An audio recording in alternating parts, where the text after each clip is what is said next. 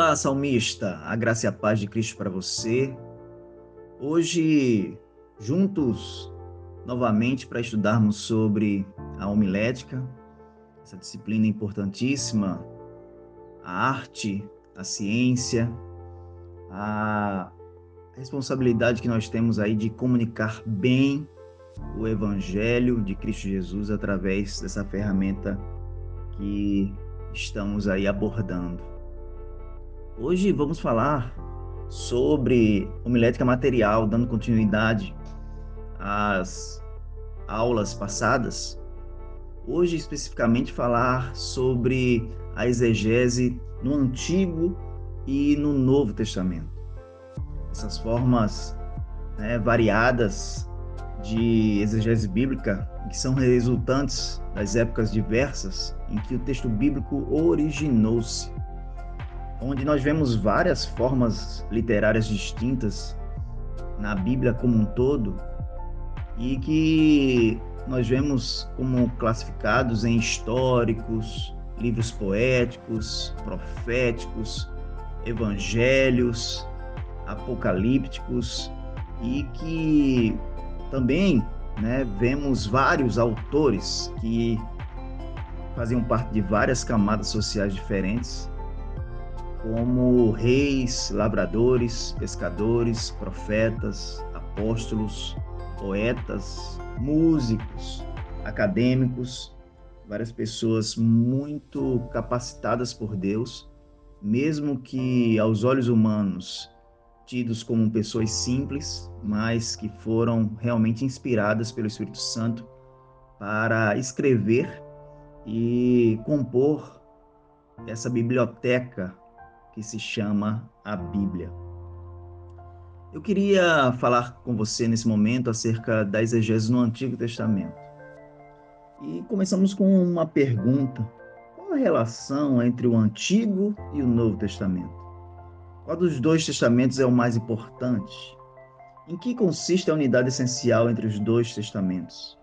Por que o Antigo Testamento às vezes parece-nos tão difícil? Nós temos que ter em mente que o Antigo Testamento, ele, na sua revelação progressiva, ele aponta para a consumação do plano redentivo de Deus, vindo o Messias, que nós sabemos que é Jesus Cristo, a ser ali revelado em cada profecia do Antigo Testamento. O Antigo e o Novo Testamento, eles completam-se porque tratam da mesma história e plano de salvação, embora com perspectivas diferentes, porque o Antigo Testamento fala sobre profecia e o Novo Testamento é o cumprimento de cada profecia. Então, o que significa, para a exegese tudo isso? A gente vai ver que na exposição dos textos do Antigo Testamento, partimos do fato de que todos culminam na vinda do Messias. Nem sempre os textos dão um testemunho direto a respeito de Jesus, o Filho de Deus e Messias prometido, mas todos testificam os caminhos de Deus com o seu povo até que, na plenitude dos tempos, ele enviou seu Filho para a salvação de todo aquele que nele crê. Nós vemos o cuidado de Deus com o seu povo, o cuidado de Deus em não deixar com que esse povo viesse a ser eliminado. E muitas vezes nós vemos Deus cuidando em casos de, muitas vezes, calamidade, onde tudo parecia que o povo seria realmente exterminado, acabaria toda essa descendência que desde Adão e Eva vinham ali sendo preparadas para poder ser a descendência do Messias. E por muitos momentos parecia que não iria ocorrer isso, mas Deus sempre mostrou que a sua promessa teria que ser cumprida, desde o momento em que ele faz a sua promessa ali em Gênesis 3,15, que veria um da descendência da mulher. Então, isso só demonstra que essa revelação ela é progressiva e que o Antigo Testamento vai mostrando o caminho que Deus prepara para se cumprir a sua palavra em Cristo Jesus. Algumas perguntas que vamos fazer agora podem nos ajudar, a compreender melhor o texto histórico em um horizonte passado. Você sempre tem que fazer esses tipos de pergunta quando você se deparar com um texto no Antigo Testamento. Por que esse texto foi incluído no Antigo Testamento? Qual é o testemunho desse texto? Por que ele está ali? O que ele quer demonstrar?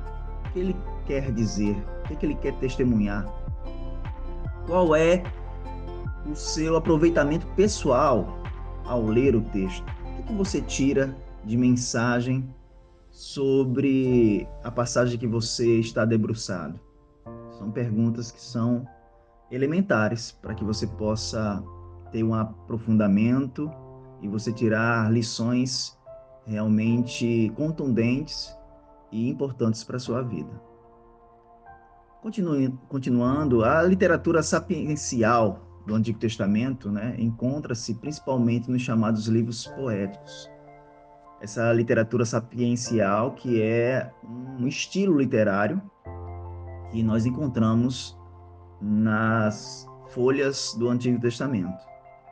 E esses livros são Jó, Salmos, Provérbios, Eclesiastes e Cantares. O teor principal dos textos poéticos é também um ensino voltado para indivíduos e para a congregação na Antiga Aliança. Esses textos poéticos que já são também outro estilo literário que encontramos no Antigo Testamento. Esses textos poéticos, eles abordam as questões e fases da existência humana, a alegria e o sofrimento, a comunhão fraterna e a solidão, as vitórias e as derrotas, o louvor e a depressão, e por isso são muito apropriados para casamentos, funerais, aniversários, trabalhos da mocidade e principalmente para estudos bíblicos. Nós aprendemos muito, tanto com a literatura sapiencial, onde vai tratar de questões da vida, de como lidar com as questões da vida, e isso em todas as esferas, tanto em relação a trabalho, a dinheiro, a família. Nós vamos vendo nessa literatura sapiencial isso acontecendo. E também agora nos textos poéticos, onde a gente vai ver Deus tratando ali muito mais com o âmago da questão humana, com as emoções, ali com como tratar com as questões também humanas, que muitas vezes nos abordam e que muitas vezes nós não sabemos muito bem como se portar, mas esses livros nos ensinam muito acerca disso. Na exposição dos textos poéticos, a gente vai ver aqui alguns conselhos, algumas considerações. Eles tratam muito com a questão do paralelismo hebraico, que tem várias formas. A primeira forma seria o paralelismo perfeito ou sinônimo. Este paralelismo ocorre quando uma linha ou um dístico compõe-se em duas partes que se correspondem perfeitamente. Neste caso, a segunda linha repete as palavras diferentes do pensamento da primeira. A gente vai ver aqui como se fosse uma repetição aqui. E nós vamos ver, como vocês veem aí nos slides, no Salmo 52:3, no Salmo 90, versículo 9. Existe outra forma de paralelismo que é o antitético. No paralelismo antitético, uma das palavras ou partes é contrária à outra, como é o caso na maioria dos 376 versos entre Provérbios. E a gente vai ver aqui alguns exemplos, como no Provérbios capítulo 10, versículo 1 e 22, versículo 16. Na versão em língua portuguesa, a segunda parte geralmente inicia com a conjunção adversativa, mas, geralmente sempre fazendo esse contraponto aí. Existe o paralelismo também imperfeito, Uma das unidades de pensamento, numa parte, não tem correspondência com a outra. Realmente elas são antagônicas. Existe também o paralelismo sintético ou progressivo. Aqui não se trata de qualquer paralelismo. Há somente ritmo de som e não de pensamento. Às vezes, a segunda linha completa a primeira, oferecendo ambas um pensamento completo. Isso aqui a gente vai ver com muito melhor eficácia quando se faz a leitura em hebraico, porque a sonoridade faz toda uma diferença, como se fosse praticamente uma canção. Também aqui a gente vai ver o paralelismo simbólico, que se caracteriza pelo fato de que uma parte utiliza o sentido literal e a outra o figurado, ou vice-versa. A gente vai ver isso no Salmo 103, versículo 13. O paralelismo gradativo, reconhecido por uma parte ou linha repetida outra vez, sendo esta o novo ponto de partida para outro membro ou linha. A gente vai ver que muitas vezes existe uma linha que fala aquela frase, depois de várias outras linhas, repete-se novamente aquela linha que estava lá no início da obra, né? No caso do Salmo. A gente vai ver isso aí no Salmo 29, versículo 1, depois tendo a repetição no versículo 9 da mesma frase. A disposição estrófica também é importante. As disposições estróficas são marcadas em nossa versão em língua portuguesa por meio de versículos, letras em itálico, estribilhos ou repetições. Às vezes, a Bíblia hebraica usa o arranjo acróstico, onde cada verso ou linha segue a ordem do alfabeto hebraico. No caso aqui, o Salmo 119, contém 22 estrofes, tendo cada uma 8 dísticos. O que é isso? Você provavelmente tem uma Bíblia na sua casa e você vai abrir o Salmo 119 e em cima, de cada porção de 8 linhas ou 8 versículos, como você queira chamar, você vai ver ali uma palavrinha, no caso Aleph, Beit, Gimel e sucessivamente. E isso aí são as letras do alfabeto hebraico. Então, cada porção desses salmos começa com essa letra em hebraico, e faz essa distinção. Para quê, pastor? Justamente para que você venha conseguir memorizar melhor o salmo. Que para nós talvez seja bastante difícil, por ser tão longo o Salmo 119, você vai entender, ver que para um hebreu isso era muito mais fácil decorar ali toda aquela porção do Salmo, justamente por conta dessa ajuda em relação a esse acróstico, que era usado. Quanto aos textos proféticos, o que é que nós podemos dizer acerca deles, A gente vai ver que os textos proféticos do Antigo Testamento, Isaías, Malaquias, eles se relacionam diretamente com a história presente e futura de Israel, e às vezes com a história da humanidade inteira, sabendo que Isaías, ele é um profeta, que foi um profeta que vivenciou a questão do cativeiro assírio, onde o reino do norte é levado cativo, e Malaquias já é um profeta pós-exílio, babilônico, quando o povo já está retornando, ou já retornou do exílio ali na Babilônia. Então eles falam acerca dessa história, do povo de Israel, nesse momento aí em particular. Os textos proféticos testificam a ação divina na história de Israel e na história do mundo. Proclamam a vinda do Messias, trazendo salvação para os judeus e gentios, a futura restauração de Israel e a glória eterna do Messias entre as nações. Nós consideramos, inclusive, Isaías, um profeta messiânico, o maior profeta messiânico. Por quê? Porque ele tem várias profecias acerca do Messias. A seguir, algumas recomendações práticas, para expor os textos proféticos do Antigo Testamento. Primeira recomendação, faça uma pesquisa histórica exata e ampla do texto profético, para melhor compreender os motivos que levaram o profeta a anunciar tal profecia. Você vai ver ali todo o escabouço, de informações acerca de como aquela nação se encontrava, como Israel se encontrava naquele momento. A nação estava apostatando da fé, a nação estava agora buscando a Deus. Então, automaticamente, quando você entende isso, você vai entender ainda melhor essa profecia. Faça uma análise textual precisa, que é de suma importância para que se compreendam a intenção e o conteúdo da profecia. Lembre-se de que você não conseguirá entender todos os pormenores e implicações de um texto profético, porque alguns aspectos ainda não se cumpriram.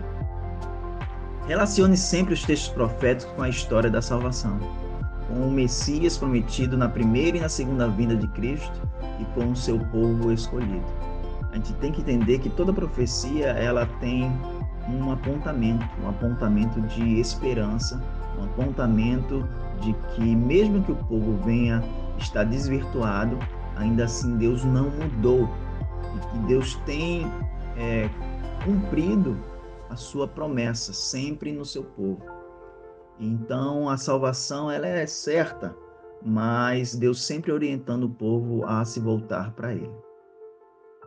Em quinto lugar, nós podemos ver a questão da busca às passagens correlatas no Novo Testamento. Existem muitas profecias que se confirmam, que se cumprem no Novo Testamento.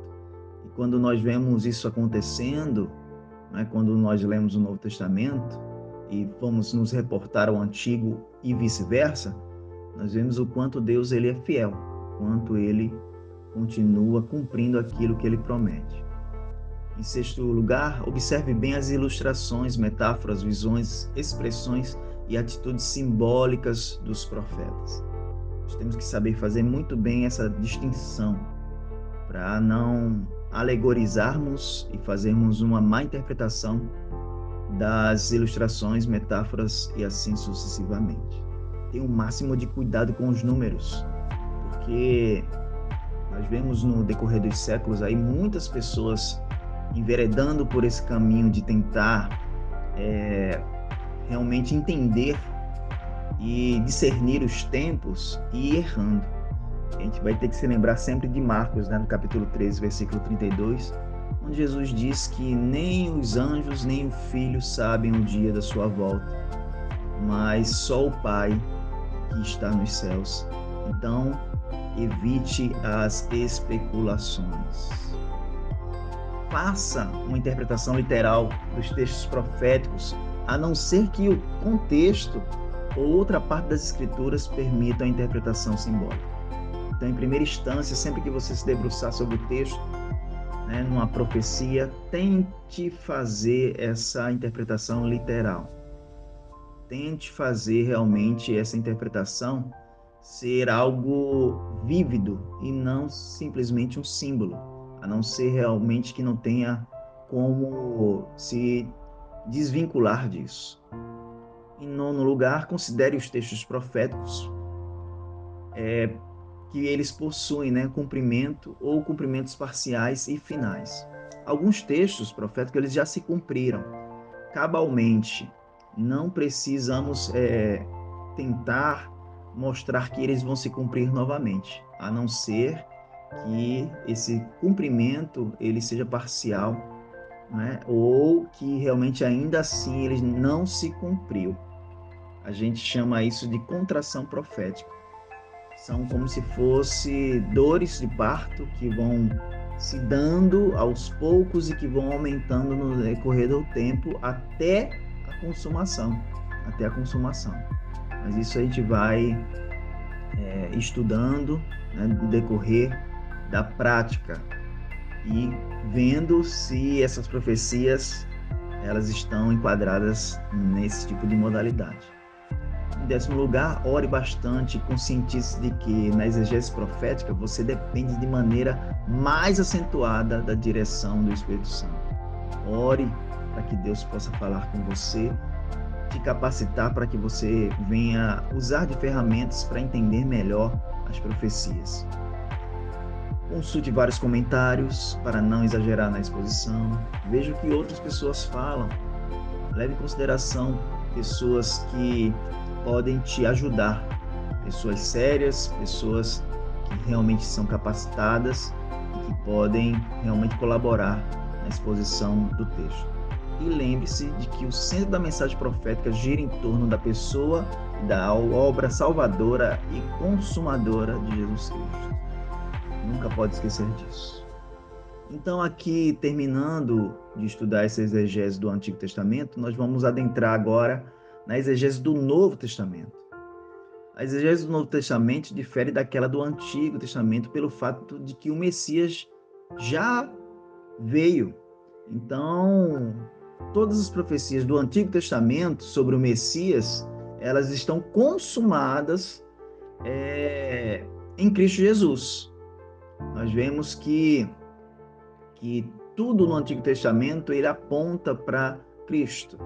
Enquanto no Antigo Testamento revela de maneira progressiva a vontade de Deus na história por meio de Israel, o Novo Testamento proclama as boas novas de salvação realizadas em Jesus Cristo para todo aquele que nele crê, independentemente de sua raça, cor, origem, status social ou educação. Então, o que os judeus, esperavam, hoje nós já temos a realidade. Por isso que muitas sombras do Antigo Testamento hoje já não fazem mais sentido, porque em Cristo Jesus a realidade se colocou. Então, é por isso que nós cremos que Jesus ele é o Messias. Por exemplo, nós vemos a questão da guarda do sábado. O sábado era uma sombra do descanso real que viria se consumar em Jesus Cristo. Jesus é o nosso descanso. Jesus é aquele que nos alivia, é aquele que nos é o sábado prometido e consumado. Vamos ver aqui mais um estilo literário também é importante, que nós encontramos nos primeiros 3 evangelhos, Mateus, Marcos e Lucas, que são chamados os sinóticos, que oferecem uma sinopse, que é uma visão geral dos mesmos acontecimentos. Apresentamos algumas recomendações práticas para a exposição de textos sinóticos, que diz aqui, leia cuidadosamente o texto básico em todos os sinóticos, com auxílio da harmonia dos evangelhos, ou então, com 3 Bíblias abertas ao mesmo tempo. Você vai ver o quanto isso vai enriquecer a sua leitura, a sua pesquisa, o seu estudo sobre a passagem que você abordar. Porque os textos têm muitas coisas aparentes, parecidas, mas também tem alguns detalhes que realçam muito a passagem. Aqui faça uma comparação, sinótica, anote qualquer material peculiar e omisso de todos os textos paralelos, tente harmonizar os textos sinóticos. Caso não seja possível, explique as diferenças. E aí a gente vai poder ser ajudado muito, com notas de rodapé em bíblias de estudo, alguns comentários que podem harmonizar esses textos, ajudam muito e realçam mais uma vez, eu enfatizo isso. Consulte comentários de confiança, não se perca nos pormenores para verificar o núcleo comum entre os textos sinóticos. Então, você tem que assim fazer, verifique o que realmente o texto quer dizer, não fique apegado aos detalhes, ao ponto de perder aquilo que é mais importante. Existe um ensino que é fundamental a se aprender, uma lição moral a se praticar, um exemplo digno a ser seguido, uma mensagem bíblica a ser crida, um desafio prático a ser obedecido. Então isso não pode perder se perder de vista, na verdade, em relação ao estudo dos sinónimos. Existe uma peculiaridade também aqui acerca dos sinais, né? A gente vê que existe uma diferença entre sinais e milagres, mesmo parecendo que são praticamente idênticos, mas não são. Os sinais, eles são atos milagrosos que têm por finalidade revelar um propósito. E que propósito seria esse, né? A gente vê que o sinal ele visa o poder operante por trás de si mesmo, visa a glória e a grandeza de Jesus. Jesus, ele praticou sinais. Para quê? Para que fosse revelado que ele é o Messias. Isso aí são sinais que produzem, né, uma fé diferenciada na vida daqueles que recebem. Milagres, eles muitas vezes eles podem acontecer, mas não causam nenhum tipo de relevância na vida daqueles que o recebem. A gente vê na Bíblia muitas pessoas que foram agraciadas com milagres e que realmente não exerceram a fé correta, né, em Deus. Mas os sinais, eles vêm com uma objetividade de revelar a glória de Cristo, né, e gerar fé nos discípulos. Não é o sinal que é importante, mas a revelação do poder do reino de Deus através dele, visando a glória de Deus e a fé do ouvinte. Agora vamos falar um pouco sobre as epístolas, né? E elas foram dedicadas à igreja primitiva. Elas se originaram entre o Pentecoste e o fim da era apostólica.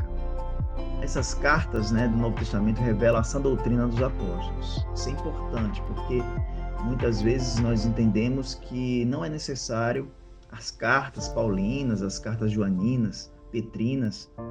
A gente acha que só o evangelho é suficiente, mas isso não é verdade. Por quê? Porque nessas epístolas nós vemos o ensino sobre a pessoa e a obra de Jesus Cristo. Então aqui a gente vai tratar de cristologia.